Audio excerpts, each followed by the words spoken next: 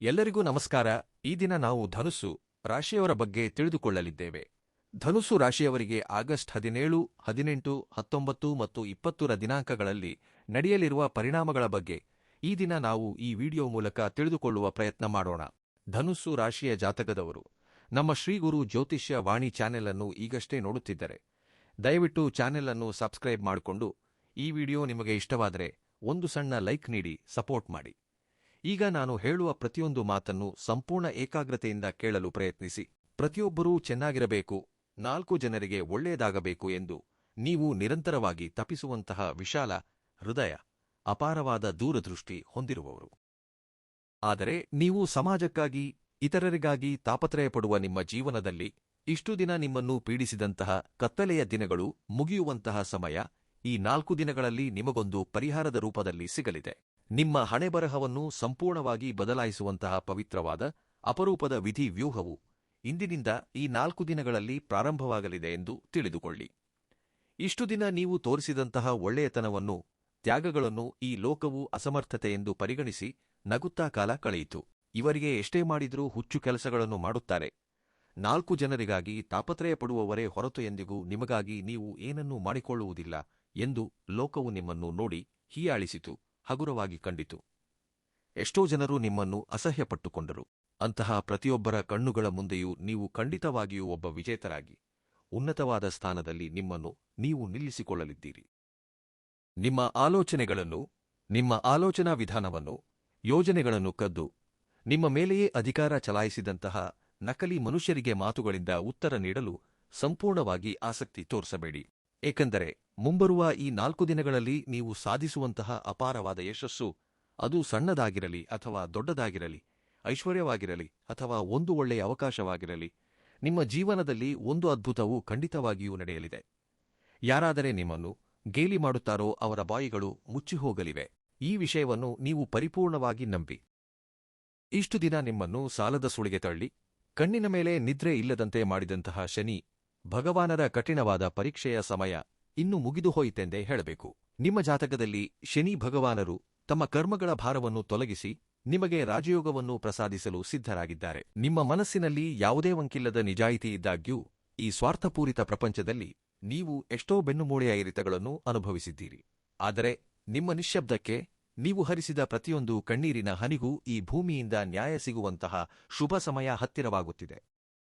ಅಸಲಿಗೆ ಹೇಳಬೇಕೆಂದರೆ ನಿಮಗೆ ಪ್ರತಿಯೊಂದು ವಿಷಯದಲ್ಲೂ ಭಗವಂತನ ಅನುಗ್ರಹದ ಜೊತೆಗೆ ಕಾಲದ ಪರೀಕ್ಷೆಗಳು ನಿಮ್ಮನ್ನು ಹೆಚ್ಚಾಗಿ ಬಾಧಿಸಿದರೂ ಸಹ ಕಾಲ ಇಟ್ಟ ಪರೀಕ್ಷೆಗಳಿಗೆ ನೀವು ಒಳಗಾದಿರೆ ಹೊರತು ಅವುಗಳಿಗೆ ಎಂದಿಗೂ ಬಂದಿಯಾಗಲಿಲ್ಲ. ಏಕೆಂದರೆ ದೈವಾನುಗ್ರಹವು ನಿಮ್ಮ ಮೇಲೆ ಸಂಪೂರ್ಣವಾಗಿ ಇದೆ. ನಿಮ್ಮ ರಕ್ತದಲ್ಲೇ ಅಪಾರವಾದ ಬುದ್ಧಿವಂತಿಕೆ, ಸೃಜನಶೀಲತೆ, 4 ಜನರಿಗೆ ಸಹಾಯ ಮಾಡುವ ದೊಡ್ಡ ಸಂಸ್ಕಾರ ಅಡಗಿರುತ್ತದೆ. ಆದರೆ ವಿಚಿತ್ರವೇನೆಂದರೆ ನಿಮಗಿರುವ ಆ ವಿಶಾಲ ಹೃದಯವೇ, ಹೊರ ಜಗತ್ತಿನ ಮೇಲೆ ನಿಮಗಿರುವ ಅತಿಯಾದ ಪ್ರೀತಿಯೇ ನಿಮ್ಮನ್ನು ಸಂಪೂರ್ಣವಾಗಿ ಮುಳುಗಿಸುತ್ತಿದೆ. ಇತರರ ಜೀವನವನ್ನು ಸರಿಪಡಿಸಲು ನೀವು ಪಟ್ಟಂತಹ ತಾಪತ್ರಯವೇನಿದೆಯೋ ಅದು ನಿಮ್ಮ ಸ್ವಂತ ಜೀವನವನ್ನು ಹಾಳು ಮಾಡಿಕೊಳ್ಳಲು ಮೂಲ ಕಾರಣವಾಗಿದೆ. ನೀವು ಮಾಡಿದ ಮೊದಲ ದೊಡ್ಡ ತಪ್ಪು ಸ್ವಂತ ಕುಟುಂಬವನ್ನು ನಿರ್ಲಕ್ಷಿಸಿ ಹೊರಗಿನವರಿಗೆ, ಬಂಧುಗಳಿಗೆ ಅತಿಯಾದ ಪ್ರಾಮುಖ್ಯತೆ ನೀಡುವುದು. ಪರರ ಅಗತ್ಯಗಳಿಗಾಗಿ ನಿಮ್ಮ ಸ್ವಂತ ರಕ್ತ ಸಂಬಂಧಿಗಳನ್ನು ಹಾಗೂ ಮನೆಯಲ್ಲಿ ಇರುವವರನ್ನು ಪಕ್ಕಕ್ಕಿಟ್ಟು ಅವರಿಗೆ ಸಹಾಯ ಮಾಡುತ್ತಿದ್ದೀರಿ. ಅಂತಹ ಹೊರಗಿನ ಮನುಷ್ಯರು ಕೆಲಸ ಮುಗಿದ ಮೇಲೆ ನಿಮ್ಮನ್ನು ಕನಿಷ್ಠ ಗುರುತಿಸದೇ ಎಸೆದಂತೆ ದೂರ ತಳ್ಳುತ್ತಿದ್ದಾರೆ. ಹಾಗೆಯೇ ನೀವು ಮಾಡಿದ ಇನ್ನೊಂದು ತಪ್ಪು, ಪ್ರತಿಯೊಂದು ವಿಷಯಕ್ಕೂ ತರ್ಕ ಹುಡುಕುತ್ತಾ ಸಂಬಂಧಗಳಲ್ಲಿರುವ ಭಾವನೆಗಳಿಗೆ ಪ್ರಾಮುಖ್ಯತೆ ನೀಡದಿರುವುದು, ಅವುಗಳನ್ನು ಪಕ್ಕಕ್ಕಿಡುವುದು. ಪ್ರತಿಯೊಂದಕ್ಕೂ ಪ್ರಾಯೋಗಿಕವಾಗಿ ಆಲೋಚಿಸುತ್ತಾ ಸ್ವಂತ ಮನೆಯಲ್ಲಿರುವ ಮನುಷ್ಯರಿಗೆ ದೂರವಾಗಿ ಇಂದು ನೀವು ಒಂಟಿಯಾಗಿ ಉಳಿಯಲು ಇದು ಒಂದು ಕಾರಣ. ಇನ್ನು ನೀವು ಮಾಡುತ್ತಿರುವ ಅತಿದೊಡ್ಡ ತಪ್ಪು, ನಿಮ್ಮ ಬಳಿ ಇರುವಂತಹ ಅದ್ಭುತವಾದ ಉದ್ಯಮ ಯೋಜನೆಗಳನ್ನು, ಪ್ಲಾನ್ಗಳನ್ನು ಇತರರಿಗೆ ಮೊದಲೇ ತಿಳಿಸಿಬಿಡುವುದು. ನಿಮ್ಮ ಆಲೋಚನೆಗಳನ್ನು ಉಚಿತವಾಗಿ 10 ಜನರಿಗೆ ಪ್ರಸಾದದಂತೆ ಹಂಚಿಬಿಡುವುದು. ಮತ್ತೆ ಆ ಯೋಜನೆಗಳನ್ನು ಯಾರಾದರೂ ನಕಲು ಮಾಡದೇ ಇರುತ್ತಾರೆಯೇ ಹೇಳಿ? ನಕಲು ಮಾಡಿ ನಿಮಗಿಂತ ಮುಂಚೆಯೇ ಅವರೇ ಲಾಭ ಪಡೆದುಕೊಳ್ಳುತ್ತಿದ್ದಾರೆ. ನೀವು ಮಾತ್ರ ಖಾಲಿ ಕೈಯಲ್ಲಿ ಉಳಿದುಕೊಂಡು ನಿಮ್ಮ ಬುದ್ಧಿವಂತಿಕೆಗೆ ತಕ್ಕ ಫಲಿತಾಂಶ ಸಿಗದೆ ತೀವ್ರವಾದ ನಿರಾಸೆಯಲ್ಲಿ ಮುಳುಗಿ ಹೋಗುತ್ತಿದ್ದೀರಿ. ಆದರೆ ನೀವು ಮಾಡುತ್ತಿರುವ ಇನ್ನೊಂದು ದೊಡ್ಡ ತಪ್ಪು, ನನಗೆ ಎಲ್ಲವೂ ಗೊತ್ತು, ನಾನು ಏನು ಮಾಡಿದರೂ ಸರಿ ಎನ್ನುವ ಆಂತರಿಕ ಹಠ. ಅಂದರೆ ಯಾರಾದರೂ ನಿಮಗೆ ಒಂದು ಒಳ್ಳೆಯ ಸಲಹೆ ನೀಡಿದರೂ ನಿಮ್ಮ ಒಳ್ಳೆಯದನ್ನು ಬಯಸಿ, ಇದು ತಪ್ಪು, ಅದನ್ನು ಮಾಡಬೇಡ ಎಂದು ಎಚ್ಚರಿಸಿದರೂ ಸಹ ನಿಮಗೆ ಅದು ಇಷ್ಟವಾಗುತ್ತಿಲ್ಲ. ನಿಮಗಿರುವ ಅತಿಯಾದ ಆತ್ಮವಿಶ್ವಾಸದಿಂದ ಇತರರು ನೀಡಿದ ಸಲಹೆಗಳನ್ನು ಪಕ್ಕಕ್ಕಿಟ್ಟು ಸ್ವಂತ ನಿರ್ಧಾರಗಳಿಂದ ಪೆಟ್ಟು ತಿಂದ ದಿನಗಳು ಬಹಳಷ್ಟಿವೆ. ಹೊರಗೆ ಎಷ್ಟೋ ಧೈರ್ಯವಾಗಿ ಗಂಭೀರವಾಗಿ ಕಾಣಿಸುತ್ತೀರಿ, ಒಳಗೆ ಮಾತ್ರ ನಿಮ್ಮ ನೋವನ್ನು ಅರ್ಥಮಾಡಿಕೊಳ್ಳುವವರು ಯಾರೂ ಇಲ್ಲ ಎಂದು ಬಾಧೆಪಡುತ್ತಿರುತ್ತೀರಿ. ಅರ್ಧರಾತ್ರಿಗಳಲ್ಲಿ ನಿದ್ರೆ ಬಾರದೆ ನಿಮ್ಮ ಮೆದುಳಿನಲ್ಲಿ ರಕರಕದ ಆಲೋಚನೆಗಳು ಸುಳಿದಾಡುತ್ತಿರುತ್ತವೆ. ನಿದ್ರಾಹೀನತೆಯಿಂದ ನಲುಗಿಹೋಗುತ್ತಿರುವ ಕ್ಷಣಗಳೂ ಇವೆ. ನಿಮ್ಮ ಈ ಒಂಟಿತನವನ್ನು, ನಿಮ್ಮ ತಾಳ್ಮೆಯನ್ನು ಆಸರೆ ಮಾಡಿಕೊಂಡು ಈ ಲೋಕವು ನಿಮ್ಮನ್ನು ಮತ್ತಷ್ಟು ಹತೋಟಿಯಲ್ಲಿಡಲು ನೋಡುತ್ತದೆ. ಒಮ್ಮೆ ಪ್ರಾಮಾಣಿಕವಾಗಿ ನಿಮ್ಮ ಎದೆಯ ಮೇಲೆ ಕೈಯಿಟ್ಟು ನಿಮ್ಮನ್ನು ನೀವು ಪ್ರಶ್ನಿಸಿಕೊಳ್ಳಿ. ನಿಮ್ಮನ್ನು ಇತರರು ಮೋಸಗೊಳಿಸಿದ್ದು ಕೇವಲ 20% ಮಾತ್ರ. ಉಳಿದ 80% ನಿಮ್ಮನ್ನು ನೀವೇ ಮೋಸಗೊಳಿಸಿಕೊಳ್ಳುತ್ತಿದ್ದೀರಿ. ನಿಮ್ಮ ಮಿತಿಗಿಂತ ಮೀರಿ ಹೊರಗೆ ತೋರಿಸುವ ಆ ಪ್ರೀತಿ, ಆಲೋಚಿಸದೆ ಮಾಡಿದ ತ್ಯಾಗಗಳು, ಲೀಕ್ ಮಾಡಿದ ಕೆಲವು ಯೋಜನೆಗಳು ನಿಮ್ಮನ್ನು ಇಂದು ಈ ಸ್ಥಿತಿಗೆ ತಂದಿಟ್ಟಿವೆ. ಇವೆಲ್ಲವೂ ಮಾತನಾಡುವುದಕ್ಕೆ ಕಹಿಯಾಗಿದ್ದರು. ಇದು ನಿಜವೆಂದು ನೀವು ಒಪ್ಪಿಕೊಳ್ಳಬೇಕು. ಒಪ್ಪಿಕೊಂಡ ಕ್ಷಣವೇ ನಿಮ್ಮ ವಿಜಯದ ಕಡೆಗೆ ನೀವು ಮೊದಲ ಹೆಜ್ಜೆ ಇಟ್ಟಂತಾಗುತ್ತದೆ. ಗತಕಾಲವನ್ನು ನೆನೆದು ಬಾಧೆಪಡುವುದನ್ನು ನಿಲ್ಲಿಸಿ, ನಡೆದ ತಪ್ಪುಗಳಿಂದ ಪಾಠಗಳನ್ನು ಕಲಿತು ಜಾಗರೂಕರಾಗಿ ಇನ್ಮುಂದೆಯಾದರೂ ಹೆಜ್ಜೆ ಇಡಲು ಮುನ್ನಡೆಯಿರಿ. ನಿಮಗೆ ಎಂದಿಗೂ ಅನ್ಯಾಯವನ್ನು ಭಗವಂತ ಮಾಡಲಿಲ್ಲ. ಇಷ್ಟು ದಿನ ನಿಮ್ಮನ್ನು ಪರೀಕ್ಷಿಸಿದ್ದು ಕಾಲ. ಹಾಗೆಯೇ ನಿಮ್ಮ ಕರ್ಮ, ಪೂರ್ವಜನ್ಮದ ಕರ್ಮಫಲಗಳು ಏನಿವೆಯೋ ಅವು ಸ್ವಲ್ಪ ನಿಮ್ಮನ್ನು ಬಾಧಿಸಿರಬಹುದು. ಆದರೆ ಈಗ ಸಂಪೂರ್ಣವಾಗಿ ನಿಮಗೆ ಅನುಕೂಲಕರವಾದ ದಿನಗಳು ಬರಲಿವೆ. ನಮಗೆ ಪ್ರತಿಯೊಂದು ದಿನವೂ ಒಂದೇ ರೀತಿ ಇರುವುದಿಲ್ಲ. ಒಂದೊಂದು ದಿನ ಒಂದೊಬ್ಬರಿಗೆ ವಿಭಿನ್ನವಾಗಿರುತ್ತದೆ. ಹಾಗಾಗಿ ಈ 4 ದಿನಗಳಲ್ಲಿ ಆಗಸ್ಟ್ 17, 18, 19, 20 ನಿಮಗೆ ಯಾವುದೋ ಒಂದು ತೀರಾ ಹೊಸ ಅವಕಾಶಗಳು, ನಿಮ್ಮ ಮುಂದೆ ಬರುವಂತಹ ಅವಕಾಶಗಳೇ ಹೆಚ್ಚಾಗಿ ಕಾಣಿಸುತ್ತಿವೆ. ನಿಮ್ಮ ಆಲೋಚನೆಗಳನ್ನು ರಹಸ್ಯವಾಗಿಟ್ಟು ವಿಜಯ ಸಾಧಿಸುವುದು ಹೇಗೆ ಎಂದು, ಇದರ ಬಗ್ಗೆ ಪಟ್ಟು ಬಿಡದ ವಿಕ್ರಮಾರ್ಕನಂತೆ ನೀವು ಪ್ರಯತ್ನವನ್ನು ಮುಂದುವರಿಸಿದರೆ ಖಂಡಿತವಾಗಿಯೂ ನೀವು ಅಂದುಕೊಂಡ ಗುರಿಯನ್ನು ತಲುಪುತ್ತೀರಿ. ಹಾಗೆಯೇ ಆರ್ಥಿಕವಾಗಿ ನೀವು ಅನುಭವಿಸಿದಂತಹ ದಯನೀಯವಾದ ಮಾನಸಿಕ ವೇದನೆ ಬಹಳಷ್ಟಿದೆ. ಅದನ್ನು ಒಮ್ಮೆ ನೆನೆದು ನೋಡಿ. ಅಪಾರವಾದ ಬುದ್ಧಿವಂತಿಕೆ, ಪ್ಲಾನಿಂಗ್ ಇದ್ದಾಗ್ಯೂ ನಿಮ್ಮ ಕೈಯಲ್ಲಿ ₹1 ನಿಲ್ಲದೆ ತೀವ್ರವಾದ ಮಾನಸಿಕ ನರಕವನ್ನು ನೋಡುತ್ತಿದ್ದೀರಿ. ಅಂದ್ರೆ ಎಷ್ಟೇ ಸಂಪಾದಿಸಿದರೂ ಹಣವೆಲ್ಲ ಇತರರ ಸಾಲ ತೀರಿಸುವುದಕ್ಕೋ ಅಥವಾ ಕುಟುಂಬದ ವೆಚ್ಚಗಳಿಗೋ ಹೀಗೆ ಯಾವುದೋ ಒಂದು ರೀತಿಯಲ್ಲಿ ಕೊಚ್ಚಿಹೋಗುವುದು ನಿಮ್ಮನ್ನು ತುಂಬಾ ಪೀಡಿಸುತ್ತಿದೆ. ನಿಮ್ಮಿಂದ ಲಾಭ ಪಡೆದಂತಹ ನಕಲಿ ಆಪ್ತರು ನಿಮಗೆ ₹1 ಅಗತ್ಯ ಬಂದ ತಕ್ಷಣ ಮುಖ ತಿರುಗಿಸಿ ನಾಟಕಗಳನ್ನು ಆಡುತ್ತಿದ್ದಾರೆ.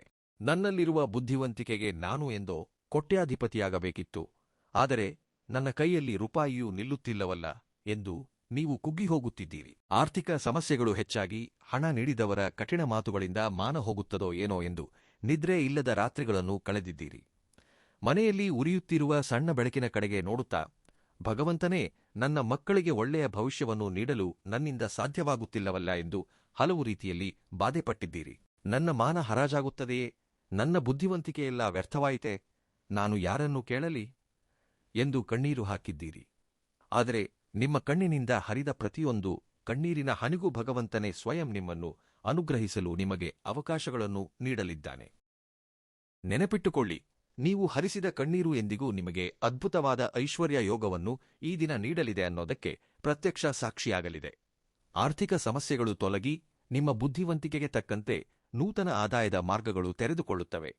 4 ದಿಕ್ಕುಗಳಿಂದ ಹಣ ನಿಮ್ಮ ಕೈ ಸೇರುತ್ತದೆ. ಅಷ್ಟೇ ಅಲ್ಲದೆ ಭಗವಂತನ ಅನುಗ್ರಹವು ಯಾವ ರೂಪದಲ್ಲಿ ಹೇಗೆ ಲಭಿಸುತ್ತದೆ ಎಂಬುದನ್ನು ನೀವು ಕೂಡ ಊಹಿಸಲಾರದಷ್ಟು ಆಶ್ಚರ್ಯಪಡುತ್ತೀರಿ. ಭಕ್ತಿ ಇರುವಲ್ಲಿ ಕೆಲಸಗಳು ಬೇಗನೆ ಪೂರ್ಣಗೊಳ್ಳುತ್ತವೆ, ನಂಬಿ. ಇನ್ನು ನಿಮ್ಮ ಆರೋಗ್ಯದ ವಿಷಯದಲ್ಲಿ ನೀವು ಮಾಡುತ್ತಿರುವ ಅತಿದೊಡ್ಡ ನಿರ್ಲಕ್ಷ್ಯವನ್ನು ಒಮ್ಮೆ ಪ್ರಾಮಾಣಿಕವಾಗಿ ನಿಮಗೆ ನೀವು ಹೇಳಿಕೊಳ್ಳಿ. ಬಹಳ ದಿನಗಳಿಂದ ನಿಮಗೆ ನರಗಳಿಗೆ ಸಂಬಂಧಿಸಿದ ದೌರ್ಬಲ್ಯ, ಹೊಟ್ಟೆಗೆ ಸಂಬಂಧಿಸಿದ ನೋವುಗಳು, ಕಾಲು ನೋವುಗಳು ಪೀಡಿಸುತ್ತಿರಬಹುದು. ಎಲ್ಲಕ್ಕಿಂತ ಮುಖ್ಯವಾಗಿ ರಾತ್ರಿ ಸರಿಯಾಗಿ ನಿದ್ರೆ ಬಾರದ ಭಯಂಕರವಾದ ನಿದ್ರಾಹೀನತೆಯ ಸಮಸ್ಯೆ ನಿಮ್ಮನ್ನು ಹೆಚ್ಚಾಗಿ ಹಿಂಡಿ ಹಿಪ್ಪೆ ಮಾಡುತ್ತಿದೆ. ಆದರೆ ಅವುಗಳನ್ನು ಯಾರ ಬಳಿಯೂ ಹೇಳಿಕೊಳ್ಳದೆ, ಕನಿಷ್ಠ ವೈದ್ಯರ ಬಳಿಗೂ ಹೋಗಿ ಹೇಳಿಕೊಳ್ಳಲಾಗದಷ್ಟು ಬಿಡುವಿಲ್ಲದ ಸಮಯವನ್ನು ನೀವು ಮಾಡಿಕೊಳ್ಳುತ್ತಿದ್ದೀರಾ? ಹಾಗೆಯೇ ನಿಮ್ಮ ನೋವುಗಳನ್ನು ನೀವು ಹಿಸುಕಿ ಇಟ್ಟುಕೊಳ್ಳುತ್ತಿದ್ದೀರಿ. ಹೌದೋ ಅಲ್ಲವೋ? ಅದರ ಹಿಂದೆ ಒಂದು ದೊಡ್ಡ ಆಂತರಿಕ ಭಯವಿದೆ. ಅದೇನು ಗೊತ್ತೇ? ಈಗ ನಾನು ಆಸ್ಪತ್ರೆಗೆ ಹೋದರೆ ಅವರು ಸಮಸ್ಯೆ ಸಣ್ಣದಾಗಿದ್ದರೂ ದೊಡ್ಡದು ಮಾಡುತ್ತಾರೋ ಏನೋ ಎಂದು ನೀವು ಭಯಪಡುತ್ತಿದ್ದೀರಿ. ಹಾಗೆಯೇ ಇರುವ ಹಣವೆಲ್ಲ ಇದಕ್ಕೆ ಖರ್ಚಾದರೆ ನನ್ನ ಕುಟುಂಬದ ಗತಿಯೇನು ಎಂಬ ಬಾಧೆ. ಆದರೆ ಒಂದನ್ನು ನೆನಪಿಟ್ಟುಕೊಳ್ಳಿ, ನಿಮ್ಮ ಶರೀರ ನಿಮಗೆ ಸಹಕರಿಸಿದರೆ ಮಾತ್ರ ಅದ್ಭುತವಾದ ಗುರಿಗಳನ್ನು ನೀವು ಸಾಧಿಸುತ್ತೀರಿ. ಇಂದಿನಿಂದಲೇ ನಿಮ್ಮ ಆರೋಗ್ಯವನ್ನು, ನಿದ್ರೆಯನ್ನು ಗಮನದಲ್ಲಿಟ್ಟುಕೊಳ್ಳಿ. ಸಣ್ಣ ಸಣ್ಣ ಸಮಸ್ಯೆಗಳನ್ನು ನಿರ್ಲಕ್ಷಿಸಬೇಡಿ.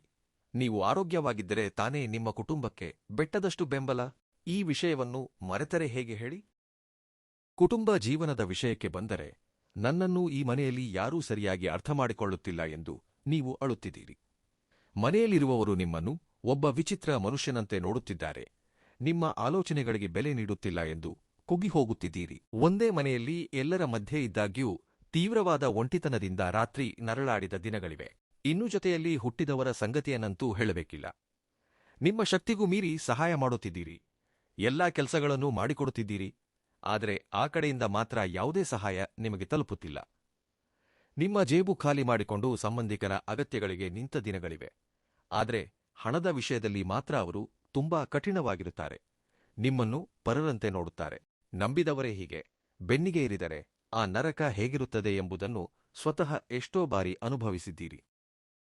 ಆದಾಗ್ಯೂ ನೀವು ಯಾರಿಗೂ ಕೆಳಕಾಗಲಿ ಎಂದು ಕೋರುವುದಿಲ್ಲ. ನಿಮ್ಮ ನಿಸ್ವಾರ್ಥ ಗುಣವೇ ನಿಮ್ಮನ್ನು ಕಾಯುವ ಒಂದು ರಕ್ಷಣಾ ಕವಚದಂತೆ ನಿಮ್ಮ ಸುತ್ತಲೂ ಯಾವಾಗಲೂ ಇರುತ್ತದೆ. ಈ ವಿಷಯವನ್ನು ಮರೆಯಬೇಡಿ. ಇಷ್ಟು ದಿನ ನೀವು ಸಹಿಸಿದ ಮಾನಸಿಕ ಗಾಯಗಳೆಲ್ಲವೂ ಸಂಪೂರ್ಣವಾಗಿ ಮಾಯವಾಗಿ ಪವಿತ್ರವಾದ ಸಮಯ ಈ ದಿನ ನಿಮಗೆ ಪ್ರಾರಂಭವಾಗಲಿದೆ. ಕುಟುಂಬದಲ್ಲಿ ನಿಮ್ಮ ಪ್ರಾಮುಖ್ಯತೆ ಏನೆಂಬುದು ಎಲ್ಲರಿಗೂ ತಿಳಿಯುವಂತೆ ಭಗವಂತನು ಪರಿಸ್ಥಿತಿಗಳನ್ನೆಲ್ಲ ಸಂಪೂರ್ಣವಾಗಿ ಬದಲಾಯಿಸಲಿದ್ದಾನೆ. ಉದ್ಯೋಗದಲ್ಲಿರಲಿ, ವ್ಯಾಪಾರದಲ್ಲಿರಲಿ, ನೀವು ಎದುರಿಸುತ್ತಿರುವ ಅನ್ಯಾಯಗಳು, ವಂಚನೆಗಳು ಸಾಮಾನ್ಯವಾದವುಗಳಲ್ಲ. ನಿಮ್ಮ ಆಲೋಚನೆಗಳನ್ನು ಕದಿಯುತ್ತಿದ್ದಾರೆ. ವ್ಯಾಪಾರದಲ್ಲಿ ನಿಮ್ಮನ್ನು ಮೋಸಗೊಳಿಸಿದ್ದಾರೆ. ಕೆಲಸ ಮಾಡುವ ಸ್ಥಳದಲ್ಲಿ ಸರಿಯಾದ ಗೌರವವಿಲ್ಲ. ಆ ಕೆಲಸ ನಿಮಗೆ ಇಷ್ಟವಿಲ್ಲದಿದ್ದರೂ ಅನಿವಾರ್ಯವಾಗಿ ಮಾಡುತ್ತಿದ್ದೀರಿ. ಅಸಲಿಗೆ ನಾನು ಮಾಡಬೇಕೆಂದಿದ್ದ ಕೆಲಸ ಇದಲ್ಲ ಎಂದು ಎಷ್ಟೋ ಬಾರಿ ಅಂದುಕೊಂಡಿದ್ದೀರಿ. ಆದರೆ ಕರ್ಮಫಲದಿಂದ ನಿಮಗೆ ಇಷ್ಟವಿಲ್ಲದ ಕೆಲಸವನ್ನೂ ಮಾಡುತ್ತಾ ಆರ್ಥಿಕವಾಗಿ ಬೆಳೆಯಲಾಗುತ್ತಿಲ್ಲ. ಆದರೆ ನಿಮ್ಮ ಜಾತಕದಲ್ಲಿ ಶನಿ ಭಗವಾನರ ದಿವ್ಯಸ್ಥಾನ ಚಲನೆಯು ನಿಮ್ಮ ಪೂರ್ವಜನ್ಮಗಳ ಕರ್ಮದ ಭಾರವನ್ನು ಸಂಪೂರ್ಣವಾಗಿ ಕರಗಿ ಹೋಗುವಂತೆ ಮಾಡಿದೆ. ಇನ್ನು ನಿಮ್ಮ ಶತ್ರುಗಳೊಂದಿಗೆ ನೀವು ಹೋರಾಡುವ ಅಗತ್ಯವಿಲ್ಲ. ಸಾಕ್ಷಾತ್ ಶನಿ ಭಗವಾನರೇ ನಿಮ್ಮ ಪರವಾಗಿ ಅವರಿಗೆ ಶಿಕ್ಷೆ ವಿಧಿಸಲಿದ್ದಾರೆ. ನಿಮ್ಮನ್ನು ನಾಶ ಮಾಡಲು ನೋಡಿದ ಶತ್ರುಗಳ ವ್ಯೂಹಗಳು ತಿರುಗಿ ಅವರಿಗೆ ಎದುರಾಗಲಿವೆ. ಅವರು ಹಣೆದ ಸಂಚುಗಳಲ್ಲಿ ಅವರೇ ಸಿಲುಕಿಕೊಂಡು ಸಮಾಜದಲ್ಲಿ ತಮ್ಮ ಗೌರವವನ್ನು ಕಳೆದುಕೊಳ್ಳುವ ಸ್ಥಿತಿ ಬರುತ್ತದೆ.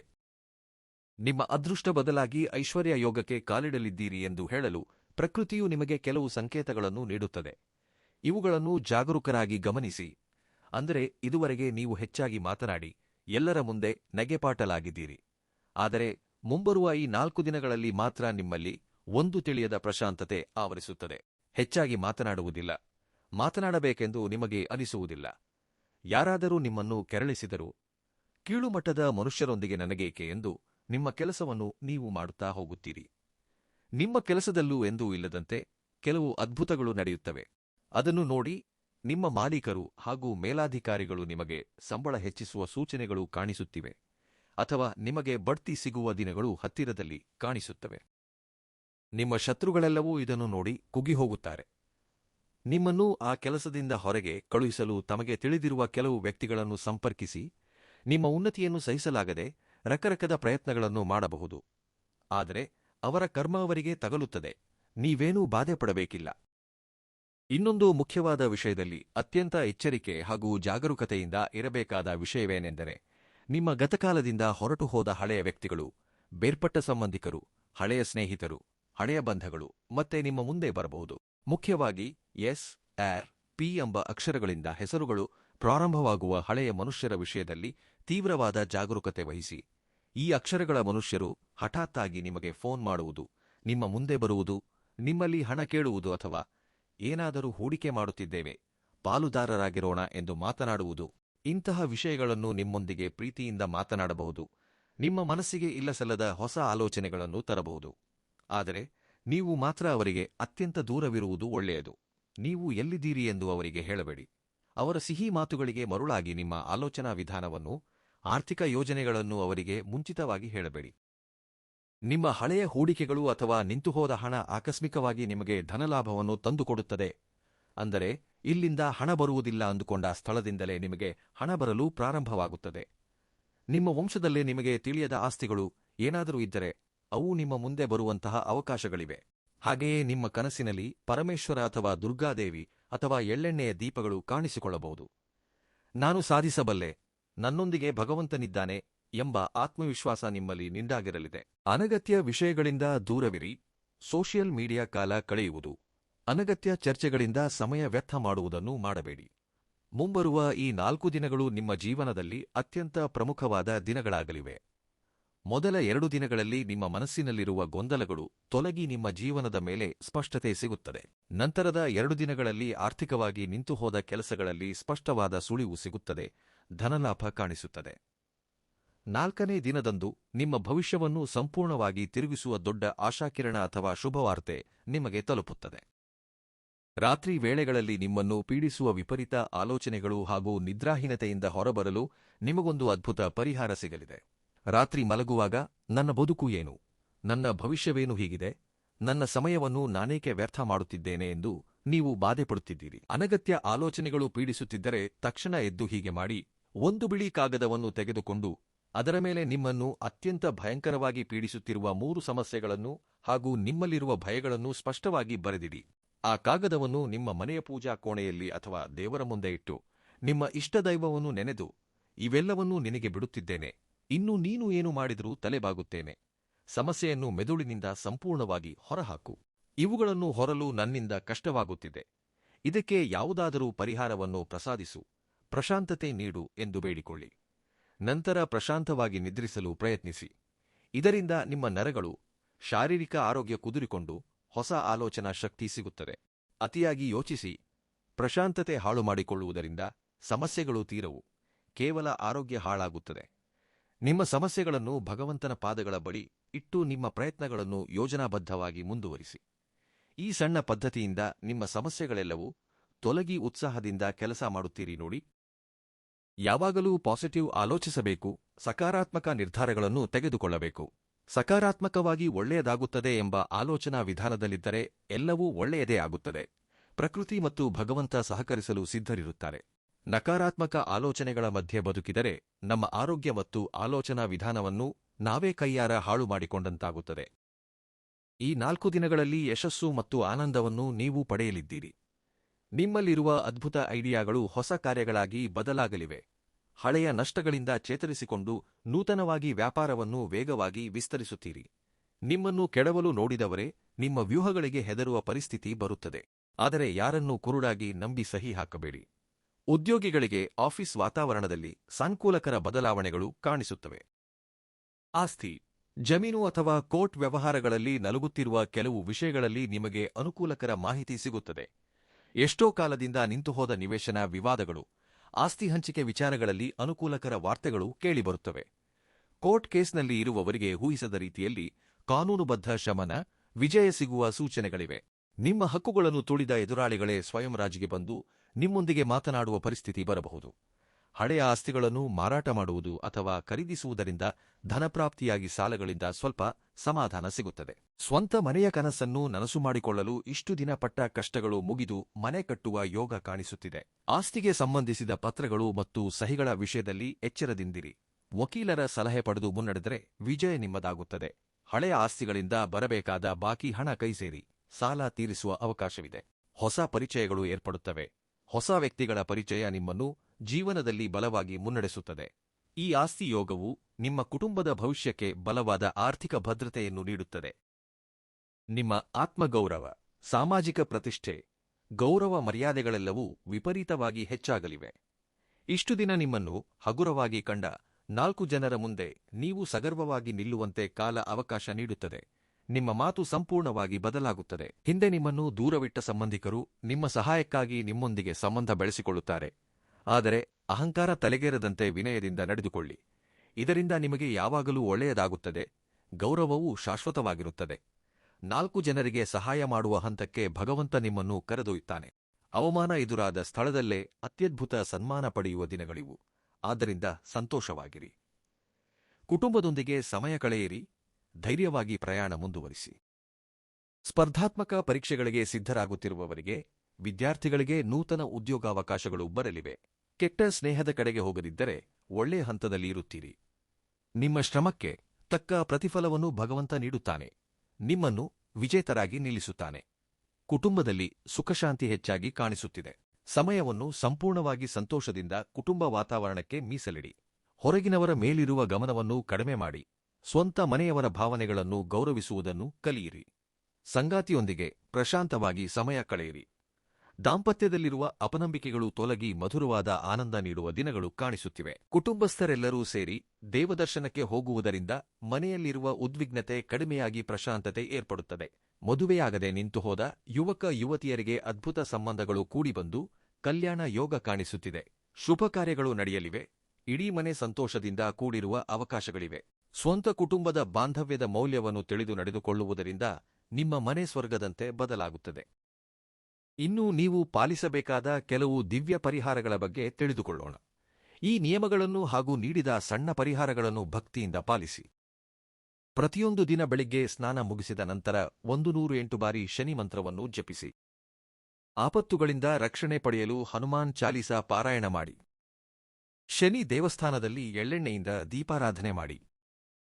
ಕಪ್ಪು ಎಳ್ಳನ್ನು ಶಿವನಿಗೆ ಸಮರ್ಪಿಸುವುದು ಜಾತಕದಲ್ಲಿರುವ ಶನಿ ದೋಷಗಳನ್ನು ಭಸ್ಮ ಮಾಡಿ ಐಶ್ವರ್ಯ ಲಭಿಸಲು ನೆರವಾಗುತ್ತದೆ. ಕಪ್ಪು ಪ್ರಾಣಿಗಳಿಗೆ, ಪಕ್ಷಿಗಳಿಗೆ ಆಹಾರ ನೀಡಿ. ಬಡವರಿಗೆ ಅನ್ನದಾನ ಮಾಡಿ. ಹೆಸರುಬೇಳೆ ಹಾಗೂ ಹಸಿರು ಸೊಪ್ಪುಗಳನ್ನು ದಾನವಾಗಿ ಯಾರಿಗಾದರೂ ನೀಡಿ. ಗೋಮಾತೆಯ ಸೇವೆ ಮಾಡಿ. ತುಳಸಿ ಗಿಡದ ಮುಂದೆ ದೀಪವಿಡಿ. ಮನೆಯಲ್ಲಿ ಪ್ರತಿದಿನ ಸಂಜೆ ಸುಂದರಕಾಂಡ ಪಾರಾಯಣ ಮಾಡುವುದು ಅಥವಾ ಕೇಳುವುದರಿಂದ ಸಮಸ್ತ ದುಷ್ಟಶಕ್ತಿಗಳು ತೊಲಗುತ್ತವೆ. ಪವಿತ್ರ ಮನಸ್ಸಿನಿಂದ ದೈವಾರಾಧನೆ ಮಾಡಿದರೆ ನಿಮ್ಮ ಸುತ್ತಲೂ ದಿವ್ಯ ರಕ್ಷಣಾ ಕವಚ ಏರ್ಪಡುತ್ತದೆ. ನಂಬಿಕೆಯಿಂದ ಮುನ್ನಡೆಯಿರಿ. ಭಗವಂತ ನಿಮ್ಮನ್ನು ಹಾಗೂ ನಿಮ್ಮ ಕುಟುಂಬವನ್ನು ರಕ್ಷಿಸುತ್ತಾನೆ. ನಿಮಗೆ ಸಿಕ್ಕ ಸಂಪತ್ತಿನಲ್ಲಿ ಸ್ವಲ್ಪ ಭಾಗವನ್ನು ಹಸಿದವರಿಗೆ ನೀಡುವುದನ್ನು ನಿಮ್ಮ ಕರ್ತವ್ಯವನ್ನಾಗಿ ಮಾಡಿಕೊಳ್ಳಿ. ನೀವು ಮಾಡುವ ದಾನಗುಣವು ನಿಮ್ಮ ಸಂತಾನಕ್ಕೆ ರಕ್ಷಣಾ ಕವಚವಾಗಿ ಅವರ ಉನ್ನತಿಗೆ ಮತ್ತು ಸಂತೋಷಕ್ಕೆ ನೆರವಾಗುತ್ತದೆ. ಅಹಂಕಾರವಿಲ್ಲದೆ ಪಡೆದ ಸಂಪತ್ತನ್ನು 10 ಜನರ ಒಳಿತಿಗಾಗಿ ಬಳಸಿದರೆ ಐಶ್ವರ್ಯ ಶಾಶ್ವತವಾಗಿರುತ್ತದೆ. ಶನಿ ಭಗವಾನರು ನ್ಯಾಯಪ್ರಿಯರು. ನೀವು ಧರ್ಮದಿಂದಿದ್ದರೆ ಅವರು ನಿಮ್ಮನ್ನು ಉನ್ನತ ಶಿಖರದಲ್ಲಿ ಕೂರಿಸುತ್ತಾರೆ. ಧರ್ಮವೇ ಜಯಿಸುತ್ತದೆ ಎಂಬ ಮಾತನ್ನು ಸಂಪೂರ್ಣ ವಿಶ್ವಾಸದೊಂದಿಗೆ ನಂಬಿ. ಈ ಜ್ಯೋತಿಷ್ಯದ ಮಾಹಿತಿ ನಿಮಗೆ ಇಷ್ಟವಾಗಿದ್ದರೆ ಚಾನಲ್ ಅನ್ನು ಲೈಕ್ ಮಾಡಿ, ಶೇರ್ ಮಾಡಿ. ನಮ್ಮ ಶ್ರೀ ಗುರು ಜ್ಯೋತಿಷ್ಯ ವಾಣಿ ಚಾನೆಲ್ ಅನ್ನು ಸಬ್ಸ್ಕ್ರೈಬ್ ಮಾಡಿಕೊಳ್ಳಿ ಮತ್ತು ಕಾಮೆಂಟ್ ಬಾಕ್ಸ್ನಲ್ಲಿ ಓಂ ಶ್ರೀ ಗಣಗಣಪತಯೇ ನಮಃ ಎಂದು ಬರೆಯಿರಿ. ಮತ್ತೆ ಮುಂದಿನ ವಿಡಿಯೋದಲ್ಲಿ ಸಿಗೋಣ. ಧನ್ಯವಾದಗಳು.